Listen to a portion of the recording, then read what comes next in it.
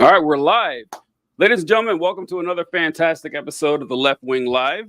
TJ Whitehead, powers taken, not given here, joined as always by John Cooper of Counterpoint Politics. How you doing today, my friend? Very excited to be here, TJ. We have a very fun story to talk about, which I don't know if anyone's been listening to the news in North Carolina, but when we did our show last week, we did it on a Wednesday.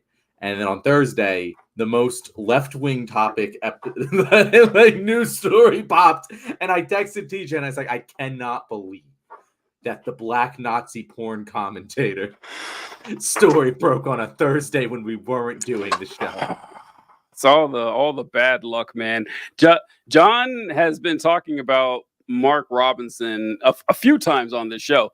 And Mark Robinson, I have posted clips of him on my TikTok account going back for a solid year, maybe even more, because he would always say the most abrasive, acerbic, bigoted statements you would imagine coming from a Republican politician, but he gets away with it because he's a black man. Like he can say stuff that a lot of white Republicans are afraid to say, and he gets away with it. And whenever I would post his content, I kid you not, it'd just be taken down.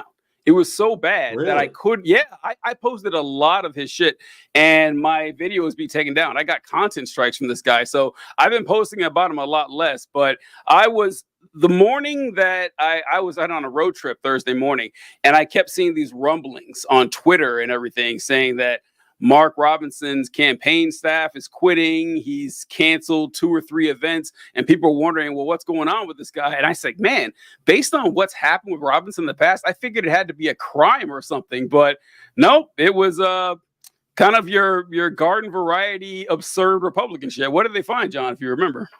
Well, see, the thing is, Mark Robinson was a big fan of certain esteemed actresses and actors on a particular website. And that website showed very beautiful, depictions of adult scenes. And what he wanted to do was contribute to the intellectual conversation on these forums, in these comment sections, like many of our esteemed viewers like to do, and ensure that they can relate to comments like, quote, "I'm a black Nazi," which is honestly one of the funniest things that a political candidate can possibly be accused. Like, it is so funny that he just has to live with that. Like, he just, I get repressed because he also, he liked to view trans porn a lot, and as a politician who's very anti-trans, that can be seen as maybe hypocritical. TJ, I wish not to judge him too harshly here, but I get that. Like, we know that fucking Republican politicians that hate gay people the most are all gay.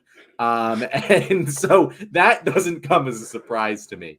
But just being a politician and ever typing the words into your keyboard, "I'm a Nazi," it's just, it is I can't believe that he's an adult who doesn't understand how the internet works. It genuinely blows my mind.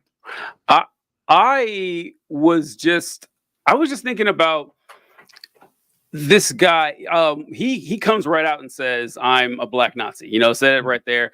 And I started thinking more is that, how much plausible deniability do we give Republicans at this point? How much? What will it say? Because I was thinking about Donald Trump, their Lord and Savior, their God, Emperor, King.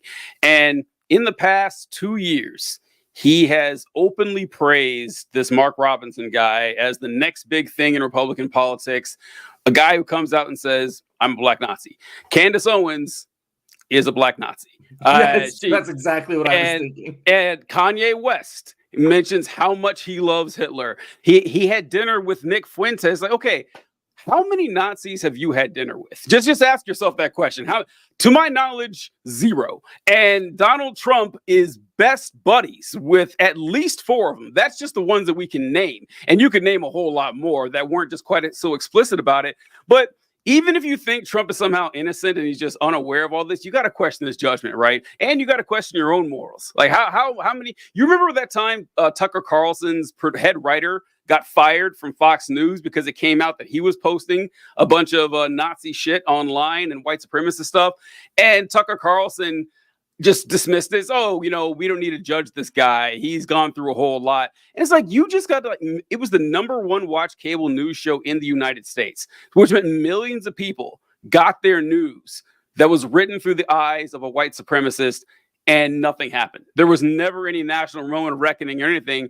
I just think people are just really comfortable with the shit, and they're becoming, more open about it.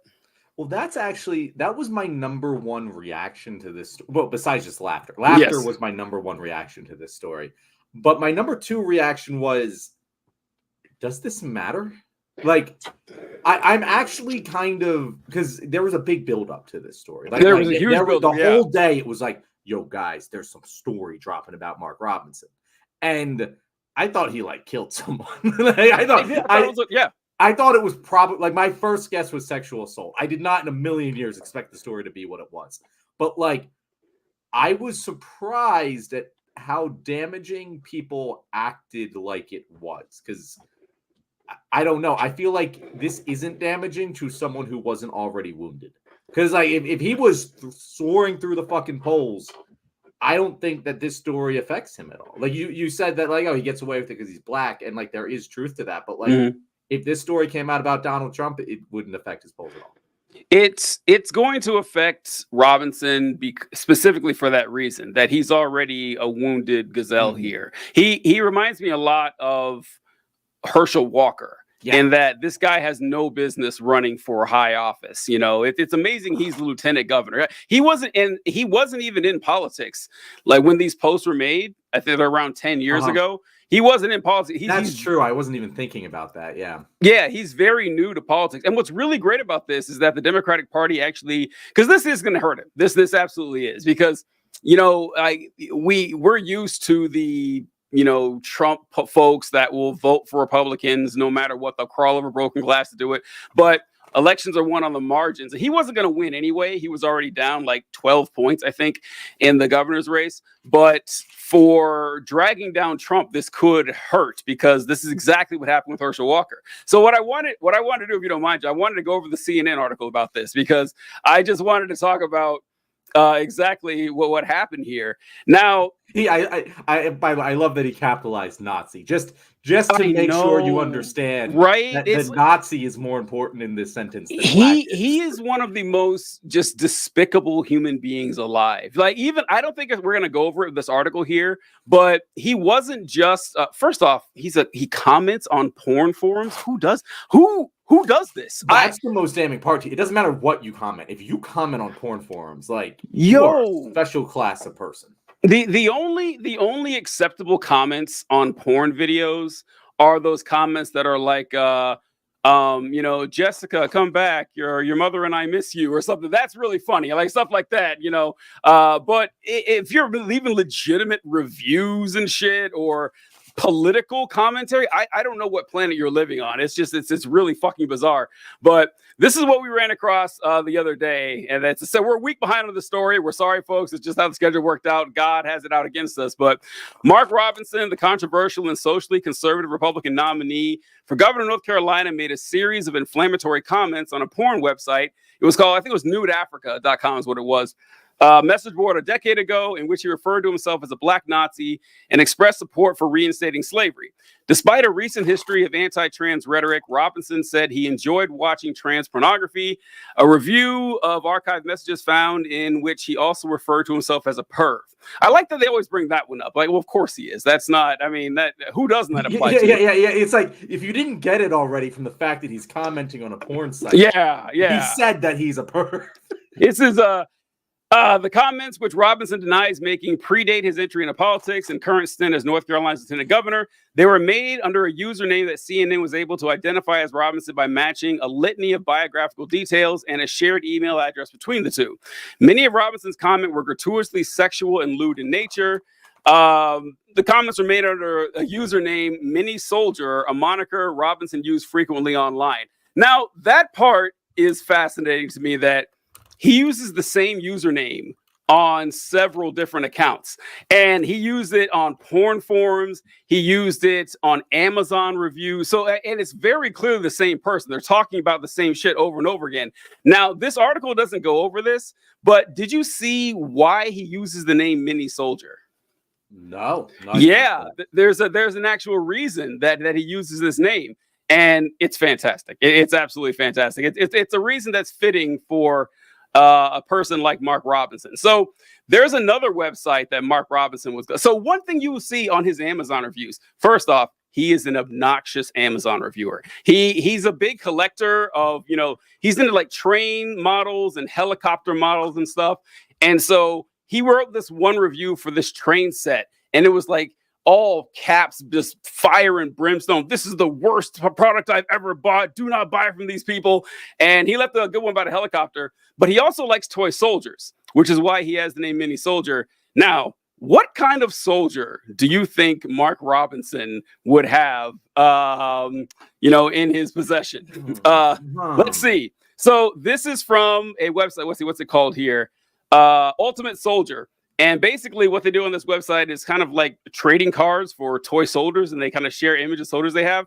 These are SS troops, and these are figurines that Mark Robinson shared on this website. I'm not sure of the year, but down here, well, it's too small for you guys to read there, but it says, some very good looking Germans here, Mini Soldier. Some great poses on them too. Basically giving a review on this. Yeah, so the mini soldiers refer to the mini Nazi soldiers that he has in his possession that he shares with his buddy. So yeah, it's a great guy, Republicans. Good job nominating this guy to. I got to give credit where credit is due. Those are some pretty bomb-ass toy soldiers. Those are really detailed miniature soldiers. Like, the Nazi uniform, it just happened to be there. Like, you got them for the quality. Yeah, of course. Yeah, sure. Yes, absolutely. He enjoyed the craftsmanship. Yeah, that's what he was into. But yeah, this is the kind of guy Mark Robinson is, that he's just, I don't know if I've seen anyone this into being a Nazi. I really don't. I'm having a hard time thinking of someone who's just more engrossed into it. Now, with Robinson, okay, let me go back to the thing here. We're just reading. Many of Robinson's comments stand in contrast to his public stances on issues. Publicly, Robinson has fiercely argued that people should only use bathrooms that correspond with the gender they were assigned at birth. He's also said transgender women should be arrested for using women's restrooms. If you're a man on Friday night and all of a sudden Saturday feel like a woman and you want to go to the women's bathroom in the mall, you will be arrested, or whatever we got to do to you. We're going to protect our women. Yet privately, under the username Mini Soldier on Nude Africa, Robinson graphically described his own sexual arousal as an adult from the memory of secretly peeping on women in public gym showers as a 14-year-old. Robinson recounted the memory he said he still fantasized about. And then he goes on saying, where is it right here? I like watching transgender porn. That's fucking hot. It takes the man out while leaving the man in. And yeah, I'm a perv too. And his response, did you see his response video is great. Basically what he said, this is not us. These are not our words. And this is not anything that is characteristic of me. I'm not going to let the minutia of how somebody manufactured this, these salacious tabloid details. Basically, Robinson's defense is that AI is the cause of this. Have you seen that defense? I actually haven't seen his defense at all, because come on, CNN doesn't publish this story. It's kind of like when the federal government brings a charge against someone and it's like, oh shit, he definitely did this? He did this. I don't need to really hear the other side of this argument, especially when other Republicans are coming out against it. It's the case. But what did he say? He used an AI excuse? Yeah, he says that this is I forget the words he says, that this is like a salacious tabloid attack, and that AI is responsible for this, which would be kind of odd because it's not as if, well, first off, these posts are like a decade old. So someone would have to created an AI to frame a nobody named Mark Robinson 10 years ago by using his username, his email address, his fucking picture. He uses the same profile picture that's actually him.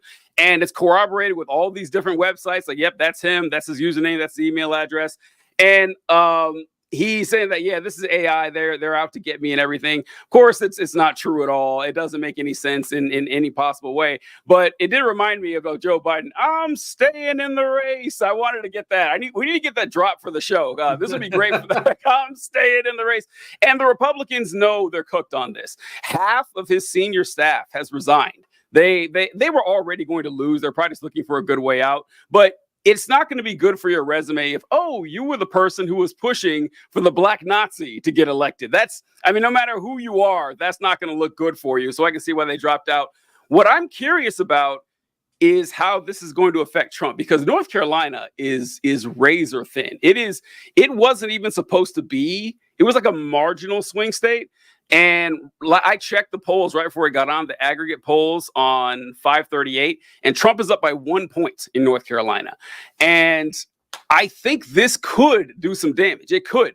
It's not necessarily that people are going to turn against Trump, but all you need is a few people who are a little less motivated to go out and vote.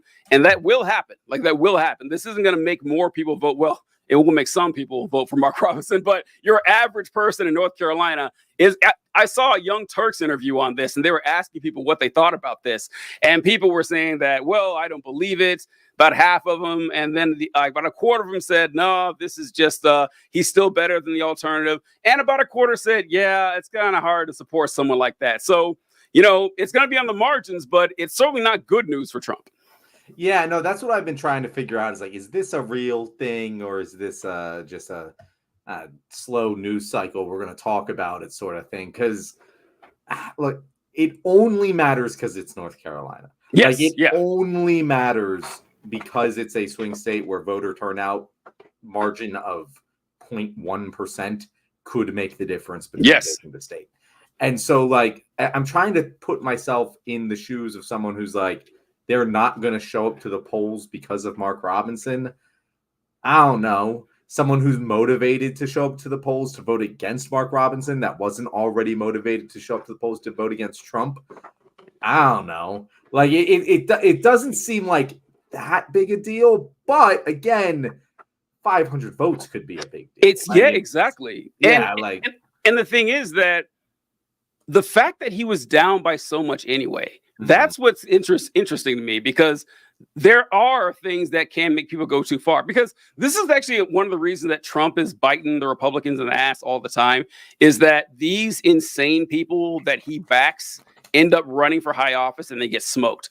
Kerry Lake, Doug Mastriano, Herschel Walker, now Mark Robinson. And Mark Robinson never had a chance to begin with. And like John and I have mentioned, Mark Robinson has said insane shit for years, years. I wrote down a few of them. Now, keep in mind, these are statements Mark Robinson made that did not cost him the nomination. He made these and still made it. He was talking about how he thought Black Panther was like a Jewish plot to steal money from Black people. That he said in his quote right here, he says, "It is absolutely amazing to me that people who know so little about their true history refuse to acknowledge the pure sorry state of their current condition, can get so excited about a fictional hero created by an agnostic Jew, Stan Lee, and put to film by a satanic Marxist. How can the trash that was only created to pull the shekels out of your pockets invoke any pride?"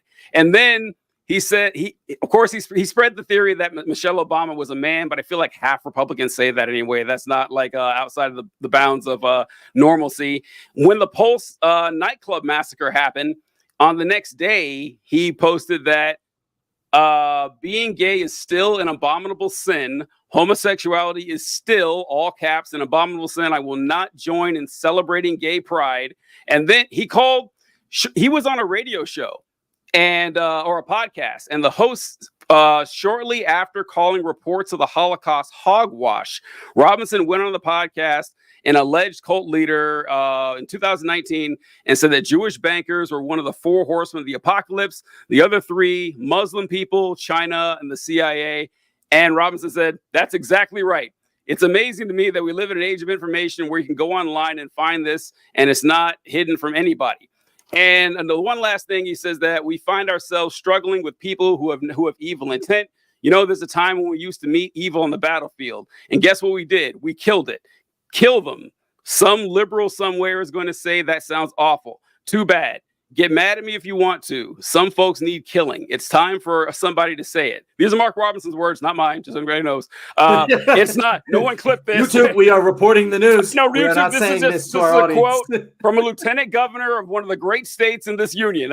It is not a matter of being mean or spiteful. It's a matter of necessity. None of that got him like it's not that he wasn't vetted. Like these were statements that he made that everybody knew about, and the stuff that he wrote, we didn't even guys.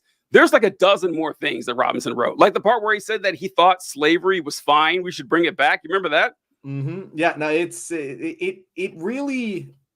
There's so many like different things involved in this story to talk about, which is why it's so fun. Because, yeah, the craziest part of this is that this is what got him fucked. Like it honestly is a little insulting that because to me. I don't give a shit if what you put on fucking porn forums 10 years ago. Like you could reasonably tell me that like, oh, dude, I like trolling on the porn forums. It's fun for me. It's a character, it's my kink, whatever the fuck. I can buy that. I can get along with that. You agree with me on everything else. It's like, you know what? That's your thing. That's your thing. I'm not too concerned about that.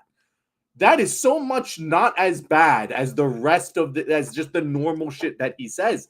Everything else should be far more disqualifying. Besides maybe the Nazi soldiers thing. The Nazi one is the big one. Yeah, that's pretty bad. But that's also not getting the headlines. You know, like that's buried deep within the article that no one really cares about. But like, it's weird that this is the thing, and it only is a thing because he's a Republican. You know, like he can't exist as the guy who's so anti-gay and anti-trans and also be this guy. Those two guys don't exist together. So like it completely screws his entire base, which is why it kills him.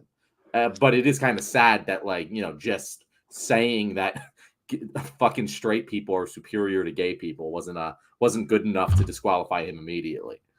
Yeah, there was yeah, I know, right? So like the part where he talks about he's not the fact that he enjoys trans porn and everything like that. That's like you mentioned before. That's not terribly surprising. Like a lot of people that have a lot of hatred for marginalized groups, you know, have sexual like it's kind of like when when men say that they're not misogynists, you know, like I love my girlfriend or I love my wife. It's like, oh, I can't hate women. I'm fucking one. Like, no, sorry. I don't think that's how this works. And this happened like slave owners rape their slaves all the time. You know, Strom Thurmond, who was a modern era radical racist, you know, he had black children, you know, and so this isn't anything new. The statement he made about Martin Luther King, did you see that one? No, I heard Trump called him Martin Luther King on steroids. Yeah, I didn't hear what Robinson said about Martin Luther King. So Robinson, well, anyway, I'll dig up the quote, but I remember it. He was talking about the KKK, and he said that it's too bad that the KKK doesn't allow black people to join because he would join them.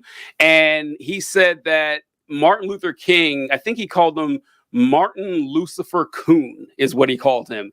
And which makes it very funny that I actually pulled it up here. Let's see if I can share it with everybody that Trump said this about our good buddy, Mark Robinson. Let's see what we got. And he's been an unbelievable Lieutenant Governor, Mark Robinson. I love these. I love the Trump glazing Mark Robinson videos. They're fantastic. I want to play them all the time.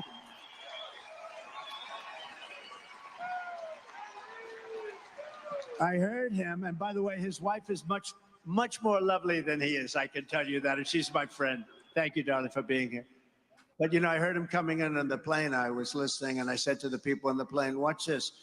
This is Martin Luther King on steroids, okay? Now, I told that to Mark.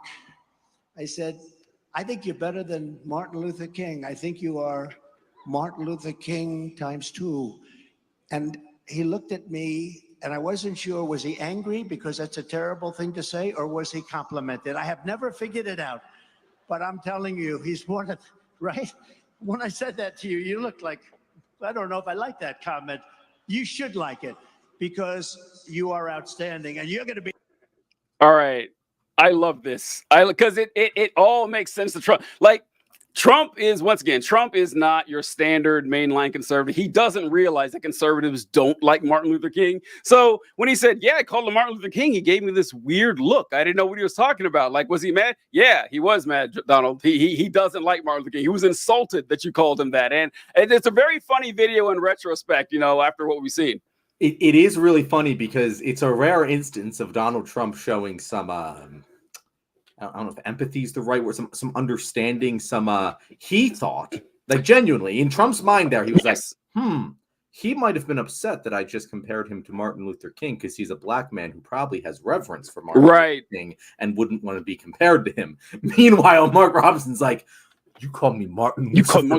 I know, how dare you? How dare you? It is. It's like Trump is looking at it as someone, as he does this from time to time, where he assumes Republicans think like normal people, and it's kind of like when they asked him about abortion, and if you believe abortion doctors are murderers, do you think that the mother should be arrested for hiring a murderer? He goes, yeah, that makes sense to me. And then Republicans lost their mind because they don't like saying that out loud. But I love that story. He made a mistake. He's like, oh yeah, I'm going to compliment him saying he's Martin Luther King. And he was genuinely perplexed. He had no idea. And he assumed that it was just because, oh, well, he must have thought I was being too confident. He's too bashful. He's too shy and too modest to call himself Martin Luther King. But nope, they hate him. Okay. They hate them all. So I don't know. It's just been it's been funny and interesting to see what happens. I don't know what's going to happen with North Carolina, but my bold prediction is that Trump will lose North Carolina. That is my bold prediction right now, because anything else is just boring shit. Like, oh, we're going to predict who wins Arizona or Pennsylvania. No, go out on a limb with like a risky state, and North Carolina is mine. I think that because look, here's the thing. I am kind of confused at a lot of these polls. I'm not a poll watcher or anything or a tracker, but I see a lot of conflicting polls that don't make any sense to me, because I see voter registration for women like tripling in across the country. And then I see Kamala Harris is the first presidential candidate in decades to have a positive favorability rating, or that's not underwater, with the people for the first time since Obama or something like that. And then I see, Kamala could gain 5 points nationally and everything. And I see like the predictions for the race. It's like, still neck and neck. That doesn't make sense. It can't be that. I don't understand how it could possibly be that way based on everything that we're seeing. I saw like between the voters between the ages of 18 to I think 34, Kamala's at like 65%, which I know they are a lower voting base or whatever than older ones, but nothing makes sense to me. Everything saying that Trump even has a chance in this is not computing with me at all.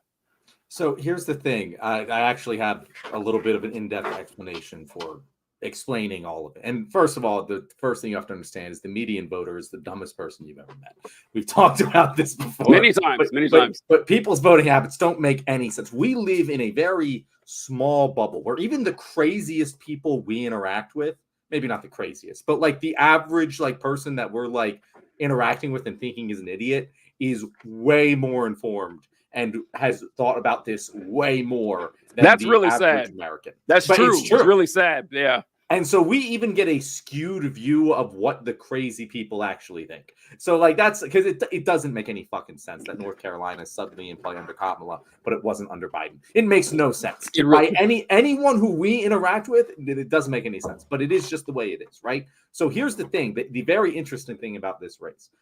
So in general, basics, Kamala has to win by about 2.5 points nationally in order to overcome her electoral college disadvantage. I think that most people kind of understand how that works, because there's so many excess votes in places like New York and California. She has to outperform the national average by 2.5 points in order to make it a 50-50 toss-up. But the thing is, she has both a higher floor and a higher ceiling than Donald Trump. It is more, I'm pretty sure it's more likely that she wins in a blowout than Donald Trump wins the popular vote. There's no chance he wins the popular vote. There's no chance of that at all. Yeah. But the problem is that when you go to those more outlier, those like 20%, she's winning in both, like the great outcomes and even the bad outcomes, she's winning. But the most popular outcomes, the outcomes that are most likely to happen, are Trump outcomes. And that's why this is a toss-up race that's really hard to perceive, because he has a very solid electoral college advantage where if we have a polling error like we saw in 2020, he dominates. He wins easily. And because the polling error in 2020 favored Donald Trump. And that's the thing that makes this so weird, because you're right. There are a lot of leading indicators, such as increased women voter registration, and just general movement going into the election and the 2022 midterms, that would indicate that Kamala is going to win this in a bloodbath. But we're one polling error away from just a Trump landslide victory, like we saw in 2016. So and if that polling error was consistent in the same way it was in 2016 and 2020, well, he's going to win 2024. So the one indicator, like you're right, every leading indicator seems to, suggest that Kamala should win this pretty handily, honestly. The one that's the biggest to me is the swing states that for a while Trump was leading. Back when it got really bad for Biden, Trump was leading in every single swing state, like every last one of them. And now he's leading, I think, in Pennsylvania it's flipping back and forth between him and Harris, and he's still up amazingly in Arizona, which he's not leading in Pennsylvania. Oh, I thought it was bouncing back and forth in Pennsylvania. It's been bouncing up and down for Kamala, but right now, according I trust Nate Silver as my source of truth. I've said this on the show before.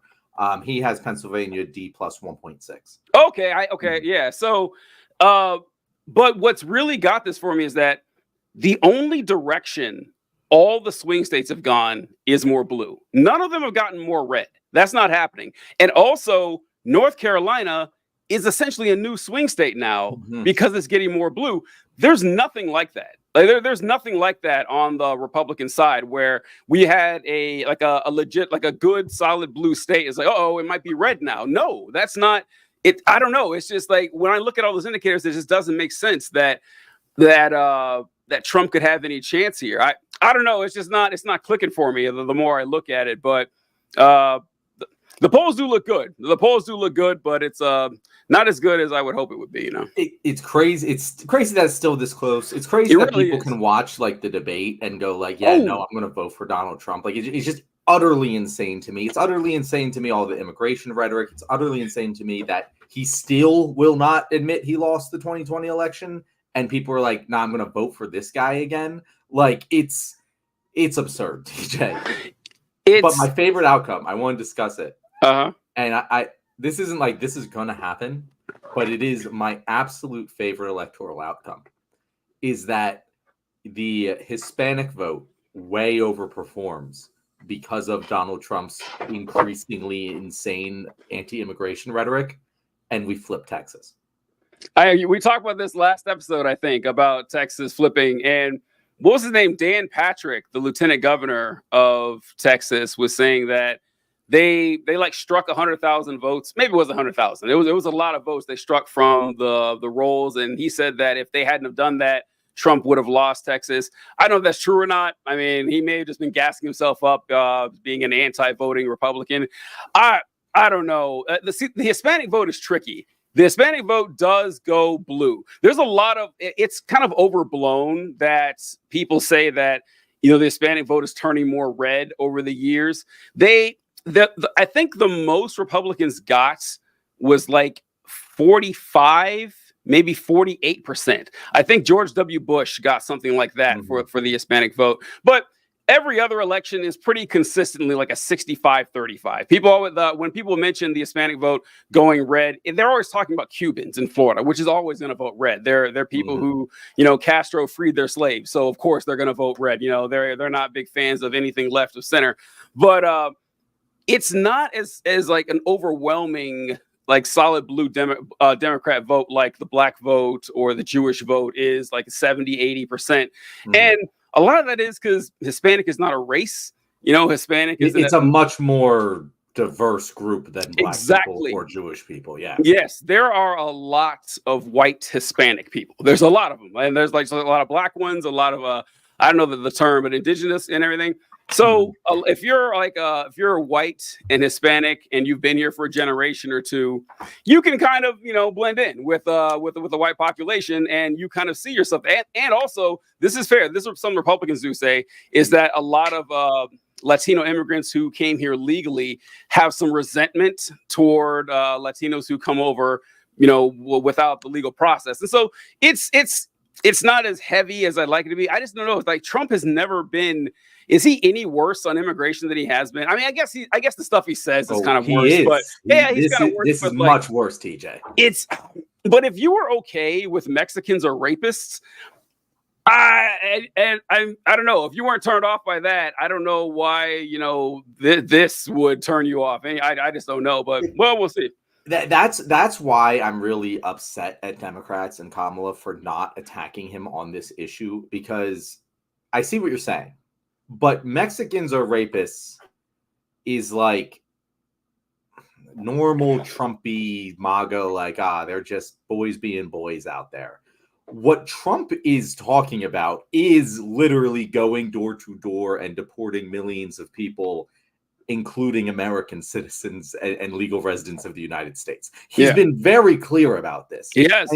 If Kamala just wanted to focus on that and get the media's attention on it and get him to explain how this is going to happen, I think a lot of Americans would be very fucking turned off by it. But she won't, because she's terrified of this entire topic, and it's very upsetting. Yeah, that's it. That's exactly right. Because we've mentioned many times before that the Democrats don't necessarily have a strong message for. They haven't had one in recent memory. Honestly, they really haven't. And Bush Republicans were more pro-immigration than current Democrats. Yeah, essentially, since their immigration, like we talk all the time, how Biden's immigration policy was not radically different than Trump's. It really wasn't. It was they got rid of the family separation. That was kind of the big one. Mm-hmm. And then everything else more or less stayed the same. And then the COVID restrictions dropped, and that allowed more people to come across, as Republicans are mad about. They want to go back to the COVID times. But yeah, I think they're staying away from it for that exact reason. That it's like, okay, well, you're criticizing this rhetoric. So what is your immigration policy again? Weren't you the one who got on stage and said, "Don't come"? Wasn't that you like 3 years ago? So yeah, I just don't think that their weapons kit isn't strong enough to take this on. As awful as Trump is, like Kamala's playing a prevent defense, and I think which is working. I got to say, it is working, because Trump doesn't have a lot to go on. The only saving grace is that you mentioned how she has a lower floor or a higher floor and a higher ceiling, is that Trump hit his ceiling a long time ago. That's something that I also keep that in mind, that Trump ain't adding more voters. He's just not. And anyone who is on the margins, like people who we don't understand, who don't follow politics, and I have my doubts that undecided voters are a real thing this late in the year. I really don't buy it. I really don't. But if they do exist, they're only people who are deciding whether or not they're going to vote for Harris. There's no people who's like on the fence about Donald Trump after this guy being in the public for 10 years. I just don't think so. And I think that explains why I'm so frustrated with the prevent defense, because you're right. Trump is incapable of increasing his ceiling. He cannot. It's capped long time ago. It is capped. And so it's kind of like you're on, it's late in the game. It's 4th and 2, and you're on the 15-yard line, and you kick a field goal. And then you play prevent defense. And it's like, no, you should just go for the first down and win the entire game right here and now.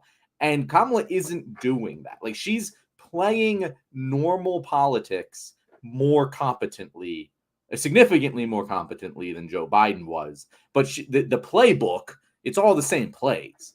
She's changed up the messaging a little bit, but it's not like she's going after anything any differently. She's like, yeah, no, I'm fine rolling into election day with a 3-point national lead. And I don't understand why, because you can still lose if you roll into election day with a 3-point national lead. And you could just push and secure victory. And if the polling error goes your way, you never had to worry about it. But if the polling error goes his way, well, you're screwed already. And so you need to be making more aggressive moves. I don't see her losing ground. I see she can only gain ground, and I don't know why she isn't pushing more. It's just weird. I'm concerned, TJ. I'm like very worried that it seems like they think they're going to win. And they probably are going to win, but I don't like them playing that way. Yeah. I was going to pull up, you mentioned the 538 polls. Let's see what they look like. Can you see that? Is that big enough? Yep. All right. So Nevada is even. I have a hard time imagining Nevada going red. I just I do too. It just seems wrong. It just seems too. Yeah, I just don't buy that at all. I don't know why Nevada has moved so much, because Nevada was pretty solidly blue. It was the immigration thing. It was close. Do they care a lot about it? I don't know. It was close last time too. I remember it was also a swing state 4 years ago. But I remember it being comfortably blue. I don't remember the numbers, but I thought the same thing, that it was comfortably blue. And North Carolina Republican was one. That's great. I love seeing it. North Carolina Republican +1. The same is Florida's not on here, but Florida is something like R+5, which was like a 9-point drop or something. Like Trump won Florida pretty heavily, but Florida's in the single digits now. Yeah, Nate Silver has it as R+3.4. 3.4 for Florida. That is look. I'm not trying to guess. I don't think Kamala's going to win Florida, but see, this is what I mean, John. Florida should not be that close. Florida, I'm not gonna kick that football, Lucy, but goddamn, does it look exciting? Right? Because this is what it's not computing. None of this is computing. Like the fact that Florida is a +3 state for Trump should be if the situation was reversed. Like what would be Democrat Florida? I don't know. Minnesota's a good one. Like if Minnesota was +3 red, I would be like, it's over. There's no chance. I wouldn't care what the polls say. If Minnesota is +3 red about a month before the election, I'm just assuming this shit is over. That state should never go red. And the fact that Florida is going blue or 3 points in the Republicans column, that's not a good indicator for them. And we got Pennsylvania D+1, like you mentioned earlier, Arizona R+1. Okay, Arizona. I forgot to mention what we were talking about. So, do they have the Senate race here for Arizona? The Senate race for Arizona. Okay, here we go. Found it. So the Senate race for Arizona is D+7. Now, if the Senate is going +7 to the Democrats, I don't think they're losing the state. I just don't. And they're running. And this is once again another Trump nominee, a Trump-backed nominee, is tanking them with Carrie Lake, and they also have abortion on the ballot. I think Arizona is going to be pretty solid blue. I'm not really worried about that state. And then Georgia, God, man, if we pull off Georgia again, that would be fantastic. So once again, Georgia R+1, bad news for them. Wisconsin D+2, Michigan D+2, R+4, Florida, Minnesota. Yeah, so the rest of these aren't really in play. But yeah, those indicators, like the Georgia one being that close is bad news for Republicans. Florida being that close is bad news. So the indicators just seem like, if I had to bet money on it, that Kamala's going to win pretty handily. Who knows? Anything could happen, like you said. But I would not want the situation here. I would rather be in Harris's situation right now than in Trump's situation right now. That's kind of how I would put it. By 1,000,000%. But exactly. I don't. I just take issue with her playing prevent defense, because she's and it's the same playbook that Biden was playing prevent defense. It wasn't working for him because he was behind.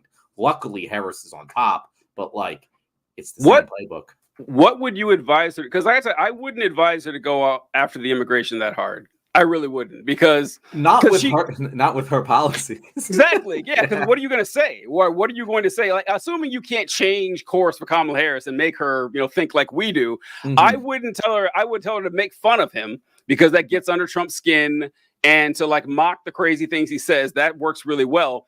But when it comes to the electioneering part, what would you tell her to go after him more on, or to, because here's the thing. I don't think she's afraid of chasing people towards Trump. She's just afraid of scaring off people, because she's still a revenue commodity, and she could easily say something that could, tip the scales, but people away from her. And that's what she's worried about.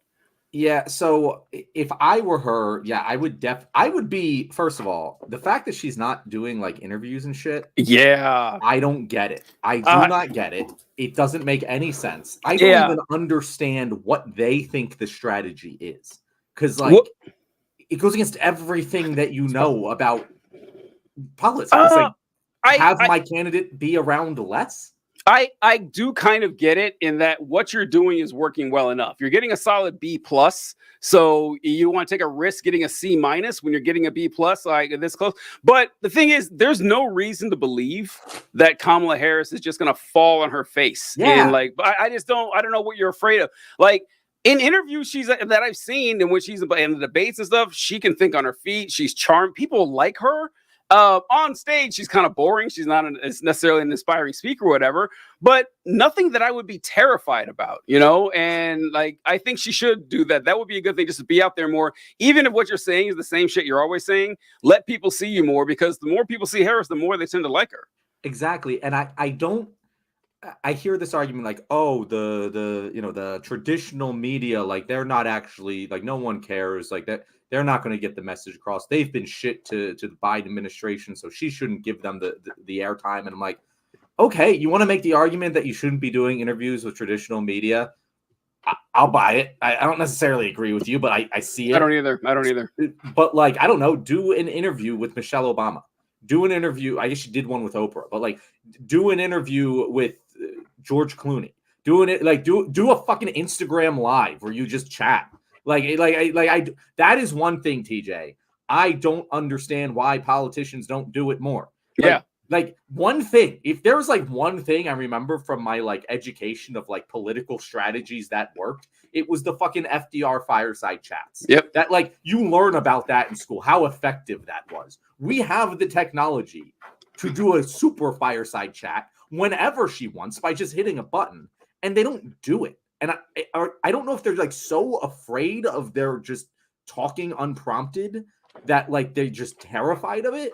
But like, I don't get it. Like, just have some balls, be a person, and just put yourself out there. You're getting compared to Donald fucking Trump. You can't be that bad. I know. I agree 100%. It is the. And this is what separates Trump from a lot of other politicians, because and not that other politicians don't. Like AOC is famous for doing her lives and everything like and that. It kills for her. It kills for her. But you have to be able to do it too. That's like, I don't know if it's that easy for a lot of people to do like what we do. And even if you're a politician and you like you're used to, I would say that about most people, but a fucking trained politician, they're goddamn actors. Listen, well, there it is. If there's no script, they are fucked. This is what we've noticed over the years, is that you would think that being charismatic and personable would be a qualification to be a politician. Apparently it's not. Apparently it is exceedingly rare.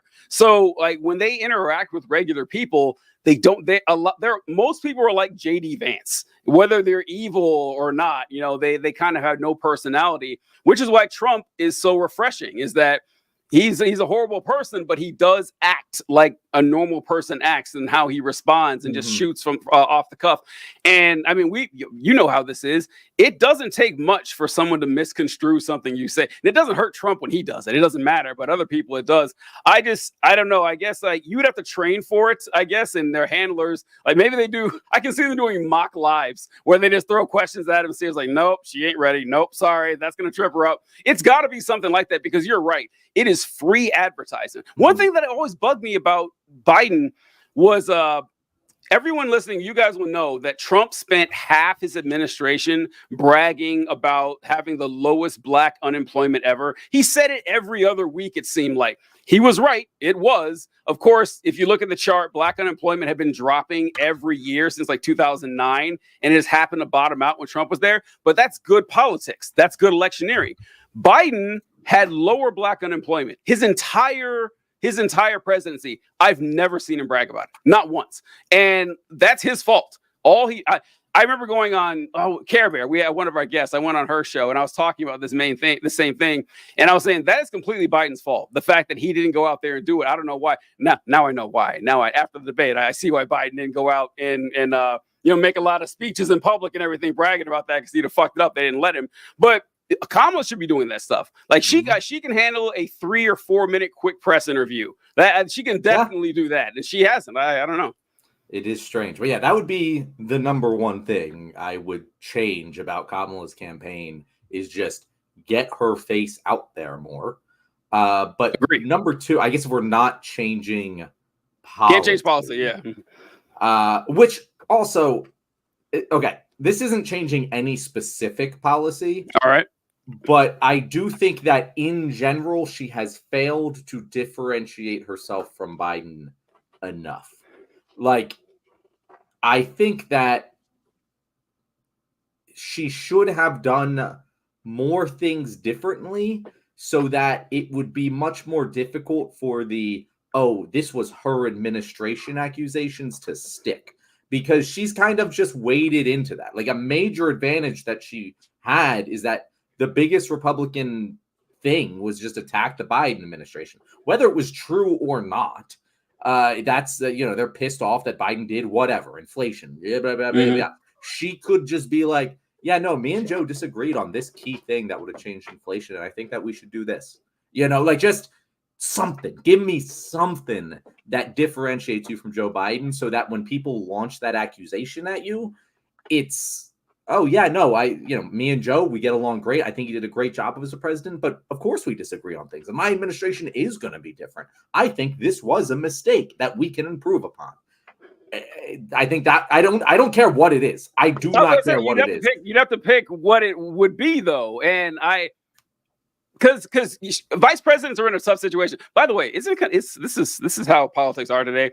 We are now about to elect Obama's VP's VP. It's just like, we can't get out of this cycle. It's like in football, the coaching trees, right? Yeah, like every coach in the league coached for each other.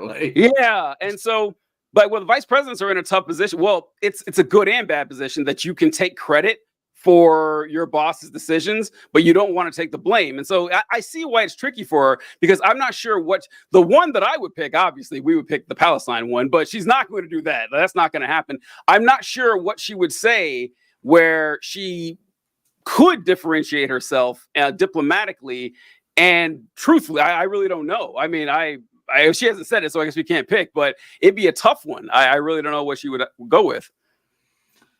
I mean, because you can't do it on the inflation, whatever, because they're very proud of the Inflation Reduction Act, and the Inflation Reduction Act did slow the rise of inflation. That is another thing. She could just talk more about that. Like if you're going to hitch your wagon to Biden, that's fine, but maybe just explain what the fuck that is, because people still don't understand. This is the thing that pisses me off about Democrats so much, TJ.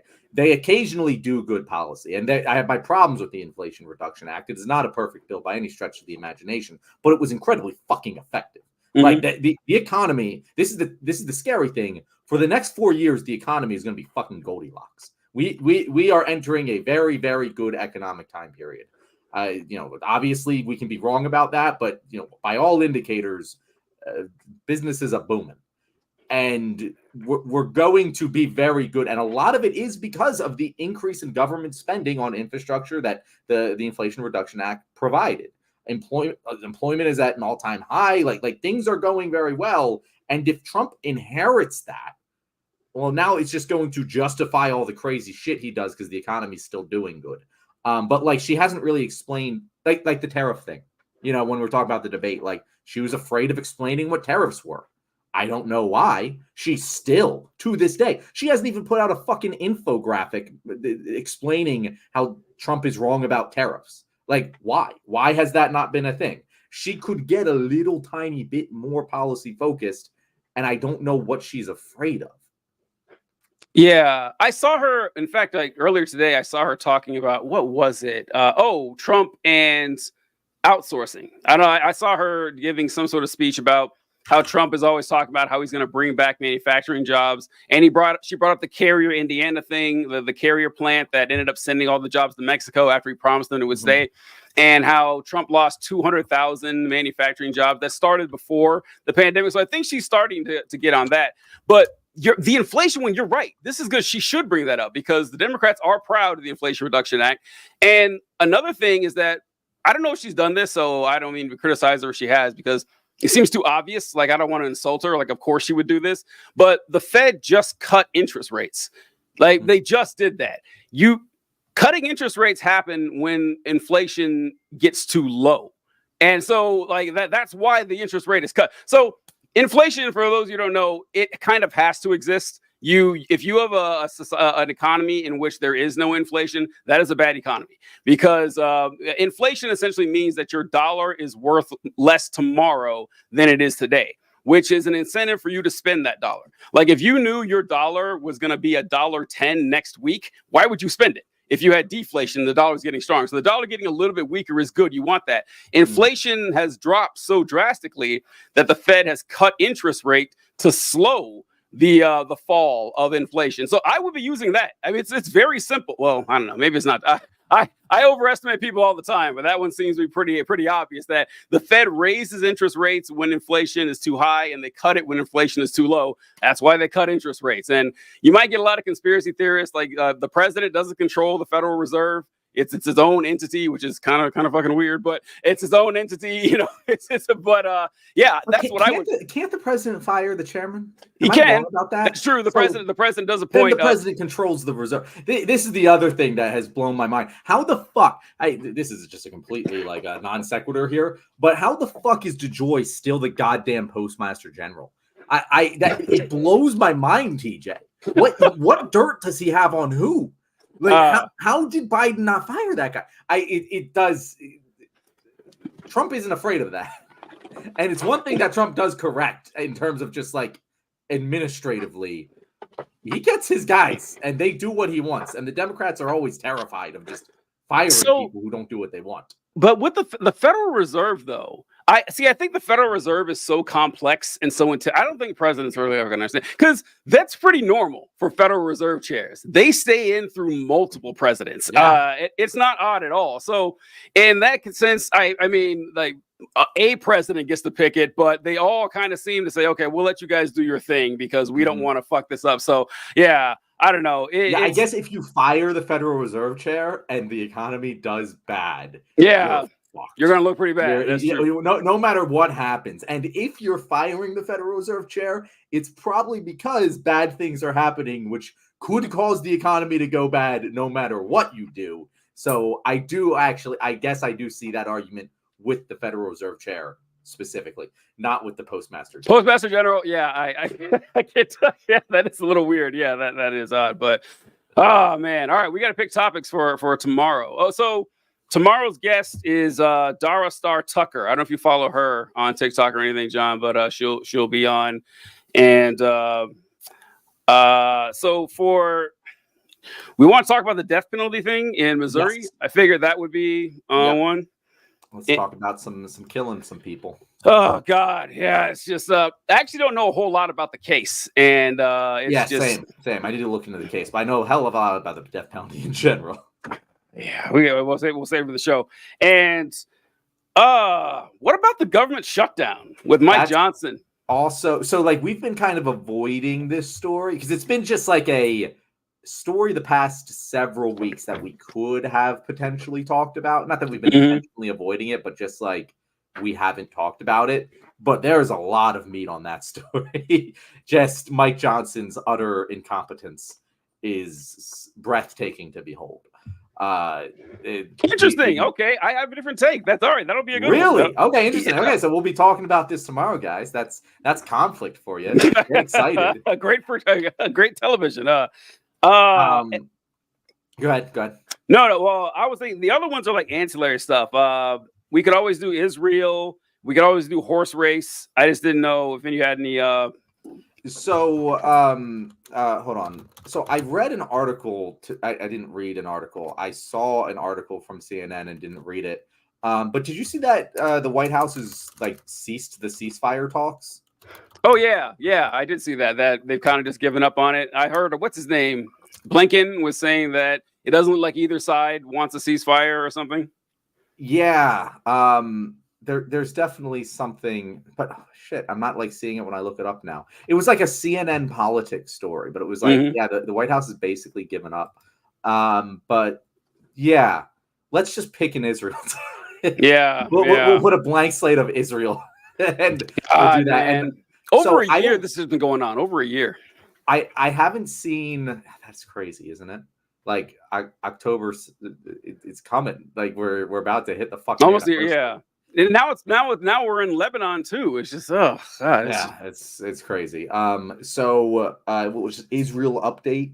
So I've seen news stories today, but I have about Kamala giving a speech with detailed economic policy. I haven't seen stories about that speech or what the policy is. Oh, I I haven't want seen to that. talk about it if there's anything there. Okay. But like I also just haven't seen it. right. So if that didn't really happen. Well, we could loop that in with we can do like an extended version of what we did today and talk about the Harris campaign and what we do like and what we don't like. I think that could be pretty good. Okay, that works. If we can't find anything specific on the policy for slash Harris. Okay, no, she did. Okay, so I'm finding some stuff now. Okay, all right. The Kamala Harris focuses on middle class and economic policy speech at Carnegie Mellon University. So I'm just gonna send this over to you, TJ, and we'll do that. That'll be our fourth topic and just general Kamala policy discussion. This is something we complain about a lot, but I do still hate that we keep using middle class. Like I really hate that. But I guess it works. I guess it works because you remember when Chuck Schumer said that they're going to, sure, we may lose a blue collar worker here and there, but for every blue collar worker, we're going to gain 2 suburban voters. Mm-hmm. And I shit on him. He was right. Turns out he was right. Turns out he fucking nailed it. And so, talking about the working class, isn't good. And you got to talk about the middle class, like we're 2 separate issues or something. I hate that. I always enjoy when I see politicians talk about the working class and not the middle class, because folks, the middle class, it's not a thing. It doesn't mean anything. You ever notice that? I noticed that when I was a kid that I knew people in church who made $40,000 a year and people who brought home like $1 million a year. They all consider themselves middle class. Every last one of them. And it's like it's a useless political term. So I don't know. Yeah, because anyone who is not the middle class, like, and is in like lower class, they want to be in the middle class. Yeah. And anyone who is outside the middle class, not in the capitalist class, they want to be middle class. Exactly. Yeah. So, like, it's just a broad spectrum. It is a useless term, and it's like also because no one likes to think that they're poor, but no one likes to think they're rich either. This is weird. This is where they pretend they're not. Like I always say, well, I don't always say this, but I generally like, I'm not rich, but I might as well be. That's kind of how I see it. In that if you don't have to worry about buying random shit whenever you feel like it, that means it's free. That's what that means. That it doesn't matter to you anymore. And like I wouldn't call myself rich, but I realized, man, pretty much no matter how much money I'd have, I'd probably still think the same way. Like, no, I'm not rich. I'm well off, but I'm not rich. I'm not one of those guys. I can't go out to eat every single day, but on any given day that I want to go out to eat, I can. There you go. That means that I am richer than the average person, especially in the world. Yeah. if car trouble, like unexpected car trouble doesn't make you panic, you're rich. You are. Yeah. Like that's most people don't have that. So, all right, guess we got to close it up. Any last? Thanks for watching. You guys had fire comments today. Thank you. This is our live Q&A, guys. We had no comments, but that's okay. We can carry the show. We don't need you guys. I can't remember the last time that's happened. Actually, that we had no. Happened. Yeah, that's weird. Oh, there's Kyle. There you go. The middle person. I like it, Kyle. Coming in for us. All right, we appreciate it. See you guys tomorrow. Later, guys.